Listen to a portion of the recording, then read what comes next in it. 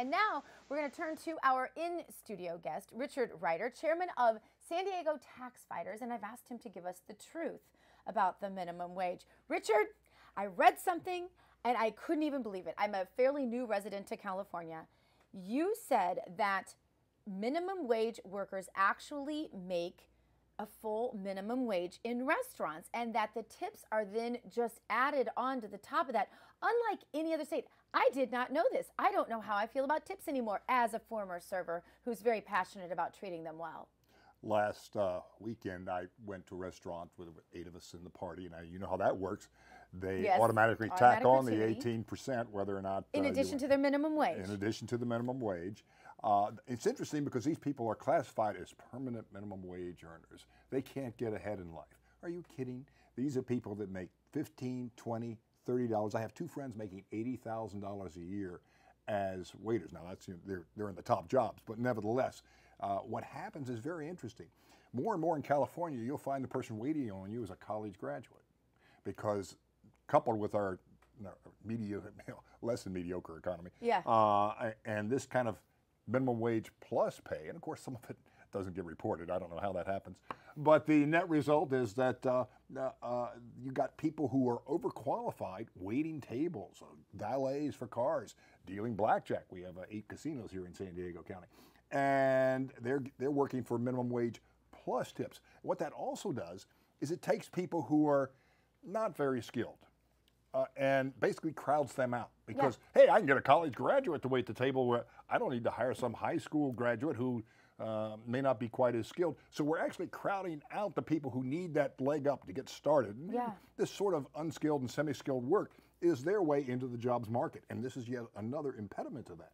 But you know, you have your person who would have otherwise had that job, and you know well that they're the ones screaming the loudest for the minimum wage increase. It's sort of counterintuitive, the fact that raising the minimum wage actually hurts those workers that need it the most. What's the economic math there to explain it in a nutshell for our viewers? Well, a simple situation. Restaurants, a sit-down restaurant, we're talking about raising our minimum wage in San Diego from $8.50 to $13 an hour. That's probably going to be on the ballot this November. That translates into, with a sit-down restaurant, about 35% of your costs are labor. Okay, so you raise your labor costs 65%, do the math, that raises the cost of your meal 20%.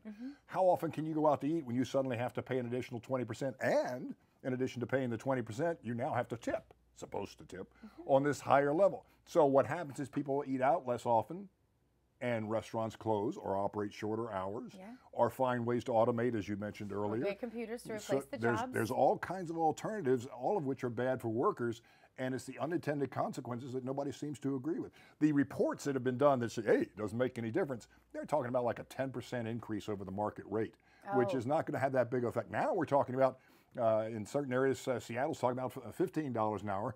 Crazy Barbara Lee wants $26 an hour. I've kind of like $60 an hour. I think it's a good figure, and there's one of the great problems in America timesheets is, how do we translate minutes into dollars? Well, that works really well. $60 an hour, dollar a minute. I think we ought to propose a bill. One more great problem solved. We ought to propose a bill and call the politicians out on this one. I think that's a great idea. I'm kidding. Just to be clear. Now, one of the groups that this really hurts as well are teens. Now, teens are already going to have to pay off a $17 trillion debt. Thank you, Obama administration, and the previous administrations before that accumulated a good portion of that. And so here they are now looking at this endless debt, it seems like. And here we're talking about raising the minimum wage, and it will hit them the hardest, you say. Yes. Walter Williams years ago wrote a book called The State Against Blacks. And what he did was showed how laws that were supposed to help blacks often has not hurt blacks. And the one example used specifically was the minimum wage. And you can go back to 1948 when Jim Crow laws, terrible time for blacks, no question about it. But the teenage unemployment rate was like 6%.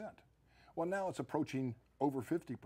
Wow. And what happens is you don't get that first rung of the ladder. If you can't get on that ladder, you just stay unemployed. You don't learn work ethic. You don't learn the rudimentary things that you need to have an employer-employee relationship, and you're left behind. You become part of the permanent underclass, and then the government complains, well, these people can't get a job. Well, Thank you, government. And then the government comes in and gives them social welfare and gets them dependent and gets their votes. And that is how it all works, sadly.